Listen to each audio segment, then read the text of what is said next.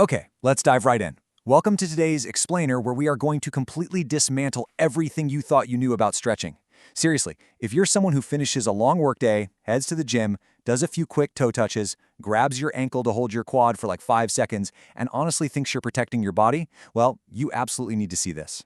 Today, we're looking at exactly why your current stretching routine is likely failing you completely, and we're going to break down the actual science of what you need to do instead to rebuild your body and live pain-free. 99.7%. Just let that sink in for a second. That is the shocking failure rate of traditional stretching as an injury prevention tool. You heard that right. According to a massive review by the CDC, almost all of that passive stretching we've been taught to do since elementary school gym class, it does virtually nothing to stop you from snapping or pulling a muscle. To put that into perspective, think about the sheer massive inefficiency of what we've all been doing. Get this. 337 people need to stretch consistently just to prevent one single injury. That is literally thousands of hours collectively wasted on boring, ineffective toe-touching routines where we're all just sitting around on the gym floor looking awkward. You're putting in all this work, but you are getting zero return on investment. So the obvious question here is, why is it failing so incredibly badly? Well, the reason it fails comes down to the core mechanism of what's actually happening in your body. A 2025 systematic review confirmed that traditional static stretching doesn't really fix anything structurally. You are simply increasing your brain's stretch tolerance. You're basically just tricking your nervous system into getting comfortable with the sensation of getting stretched. But the true alternative, targeted progressive movements like the Nordic curl, actually physically lengthens the muscle fiber and builds strength at the exact same time. It fundamentally rebuilds your body rather than just playing a trick on your brain. So let's get into Solution 1, fixing your hip flexors. To understand how to fix this, we really have to look at what researchers consider the single most destructive tightness pattern in the entire human body. It's called the psoas muscle. Now, this is the only muscle in your body that links your lower spine, specifically the T12 through L4 vertebrae, directly to your leg, your femur.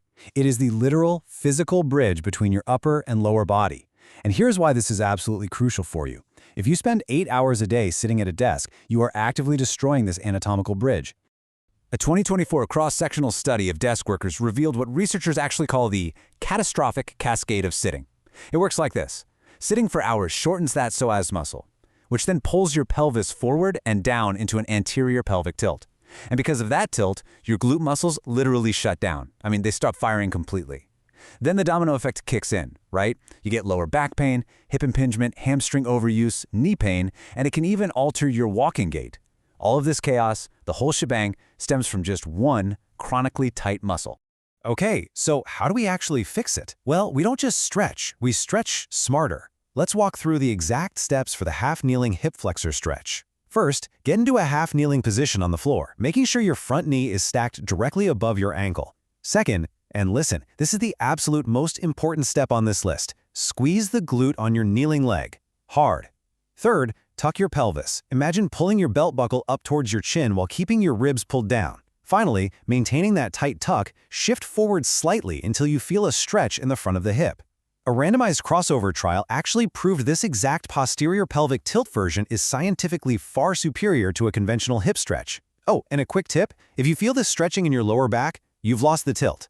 Back up, reset, and tuck harder. Now that we've got the precise form down, what's the exact dosage you need to make a real structural change?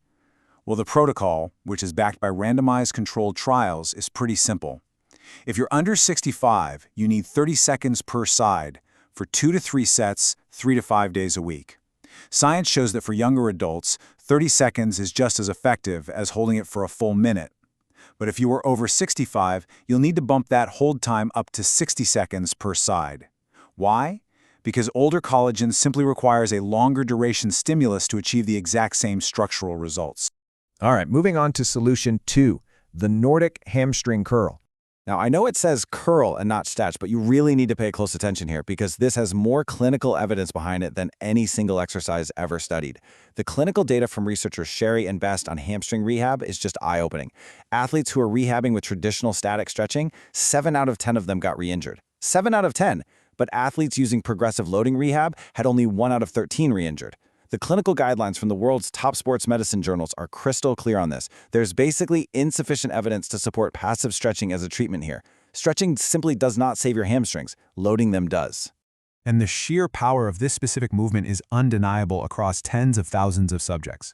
Look at this. A major study of over 8,000 athletes saw a 51% reduction in injuries. Then, the massive 2022 mega-analysis, which looked across 108 different studies, found up to a 63% reduction. And a targeted study of 579 male soccer players, a staggering 72% reduction in injuries, all of this from one single exercise. These numbers prove that this movement is absolutely non-negotiable for anyone who wants a resilient, bulletproof body. So why does it work so incredibly well? It all comes down to muscle fiber length. Researchers tracked 152 elite soccer players and found that athletes with shorter muscle fibers had a 4.1 times higher risk of injury. But here is the real magic metric. Every half-centimeter increase in muscle fiber length corresponded to a nearly 74% reduction in injury risk. The Nordic curl isn't just strengthening your leg. It is the only exercise proven to physically lengthen those fibers, tackling the true root cause of the injury. Okay, let's dive into exactly how to execute this powerhouse of a movement. Step 1. Kneel upright on a mat and have a partner hold your ankles down firmly. Or, if you're solo, wedge your feet securely under a heavy piece of furniture like a sturdy couch. Step 2. Brace your core tightly and maintain a perfectly straight line from your knees all the way up to your head. Step 3. Lower your body forward toward the floor as slowly as humanly possible. You're aiming for this lowering phase to take a minimum of 3 to 5 seconds. You're fighting gravity the whole way down.